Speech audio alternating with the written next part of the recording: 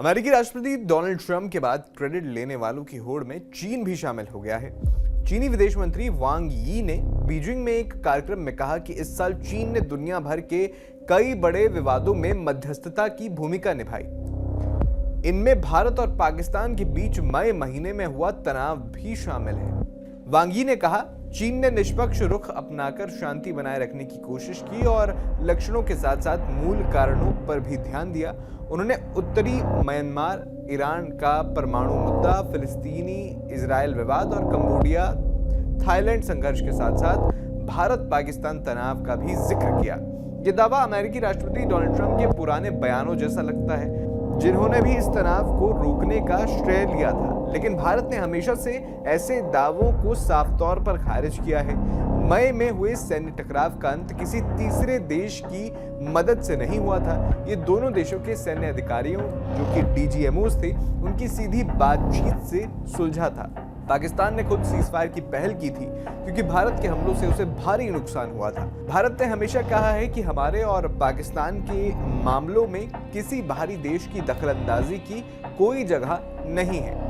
चीन की भूमिका पर सवाल इसलिए भी उठते हैं क्योंकि मई में ऑपरेशन सिंदूर के दौरान चीन ने पाकिस्तान को खुली सैन्य मदद दी थी। 7 मई को जब भारत ने पाकिस्तान में आतंकी ठिकानों पर हमले किए तो चीनी विदेश मंत्रालय ने बयान जारी कर भारत की कार्रवाई को दुर्भाग्यपूर्ण बताया था। उन्होंने दोनों देशों से संयम बरतने की अपील की थी और कहा था कि चीन हर तरह से आतंकवाद का विरोध करता है। लेकिन रिपोर्ट्स बताती हैं कि चीन ने पाकिस्तान को real time intelligence, satellite support, air defence system और हथियारों की मदद दी। पाकिस्तान के 81% से ज्यादा हथियार जो सैन्य हार्डवेयर है वो चीन से आता है। चीन के विदेश मंत्री वांग यी ने अपनी ताजा स्पीच में भारत चीन रिश्तों में सुधार की अच्छी गति का भी जिक्र किया।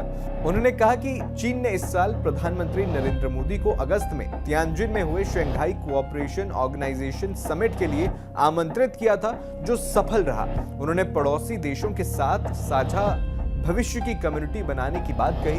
अमेरिका पर इशारा करते हुए उन्होंने कहा कि इस साल आर्थिक वैश्वीकरण को झटका लगा। टैरिफ वॉर से अंतर्राष्ट्रीय व्यापार नियम प्रभावित हुए।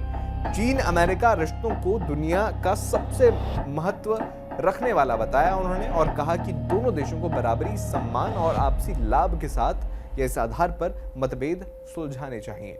बाकी आपका इस पूरे मुद्दे पर क्या कहना है, हमें कमेंट बॉक्स में जरूर बताएं।